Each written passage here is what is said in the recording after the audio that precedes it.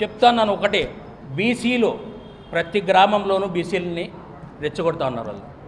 కానీ బీసీలు ఎవరు కూడా రగళ్ళకు వచ్చే పరిస్థితిలో లేరు. తెలుసుకున్నారు వీళ్ళు మోసకాలు, వీళ్ళ కేసుల్లో ఇరికిచ్చి మా పరిణామాలని వేరే వాళ్ళతో బండబెట్టే పరిస్థితి వస్తుంది మాకు, మేము ఈ పని చేయకూడదు అని వాళ్ళు సైలెంట్గా ఉంటారు. ఈ పొద్దు ఆత్మకూరు మండలం సిద్ధరాంపురంలో దాడి చేసినా మీ బంధువులే చేసినారు, రామగిరిలో నాగిరెడ్డి మీద దాడి చేసినా మీ బంధువులే చేసినారు, పాపిరెడ్డిపల్లిలో దాడి చేసిండేది మీ బంధువులే చేసినారు.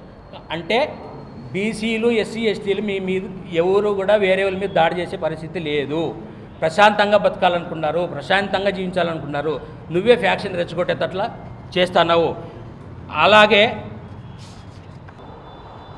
ఇది మామూలుగా వాళ్ళకి వ్యక్తిగత కక్షలని రాసినారు ఎఫ్ఐఆర్లో.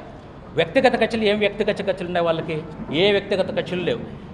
ఎంపీపీ ఎలక్షన్లో జయచంద్రరెడ్డి అనే అతను, ఆ ఊరు అతను ఎంపీటీసీలని దీన్ని తీసుకొని పోయినారు.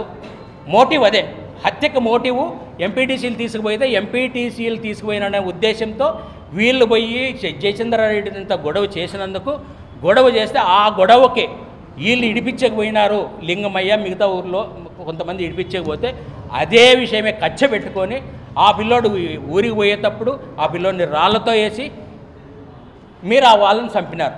ఆ విషయం మీరు రాయకోకుండా వ్యక్తిగత కక్షలని మీరు నువ్వు రాసిండేది సుధాకర్, నువ్వు రాసిండేది ఏంటి? వాళ్ళు వ్యక్తిగతమైనటువంటి అభిప్రాయ భేదాలతో వాళ్ళు చంపుకున్నారా? అభిప్రాయ భేదాలంటే చంపుకుంటారా? అభిప్రాయ భేదాలంటే చంపుకుంటారా? నువ్వు రెచ్చగొట్టి చంపించినావు.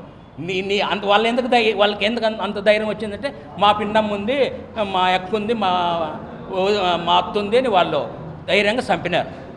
నువ్వు ఉన్నావు, నేను ఇగో ఇట్లా సుధాకర్ యాదవ్ లాంటి వాళ్ళు వెనకేసుకొచ్చుకుంటారు, ఎఫ్ఐఆర్ని గబ్బు పట్టించి కేసు లేకుండా చేస్తారనే ఉద్దేశంతోనే మీరు ఇట్లా చేసినారు. మీరు వాస్తవమా కదా? అంటే మీరు చట్ట వ్యతిరేకమైన పనులు చేసి నువ్వు చట్టం గురించి కాకమ్మ కబుర్లు చెప్తావు. ఎట్లమ్మా తల్లి, మా కురువల మీద పడుదమ్మా తల్లి, నీకు దయచేసి మొక్కుతాను. కురువలు ఏం చేసినారమ్మా? నీ కోట్లేసి గెలిపించినారు, మీరు ఇంత ఆస్తులు సంపాదించుకుంటారు. కురువల పుణ్యము, బోయల పుణ్యము, మాదిగోళ్ళ పుణ్యమే తల్లి. నువ్వు అది గుర్తుపెట్టుకోమ్మా. అది గుర్తుపెట్టుకోకుండా నువ్వు మా బోయల్ని ఎంతమందిని చంపించిన కురువల మీద డేట్ల ప్రకారం చెప్తాను. నీ మొగుడు నువ్వు చేసిండేవన్నీ తెలీదా? నీ మొగుడు నువ్వు బతికిపోయినాడంటే, ఇన్ని రోజులు బతికిపోయినాడంటే మావోయిస్టు పటేల్ సుధాకర్ రెడ్డి పుణ్యము, కాళ్ళు పట్టుకొని బతికిపోయినాడు. మీరు చెప్తే సత్యం ఫోటో పెట్టుకొని మీ ఇంట్లో. నేను నాతో నోరు ఇప్పేద్దాడు, చాలా తెలుసు నాకు అన్నీ, అవన్నీ మాట్లాడదలుచుకోలేను నేను.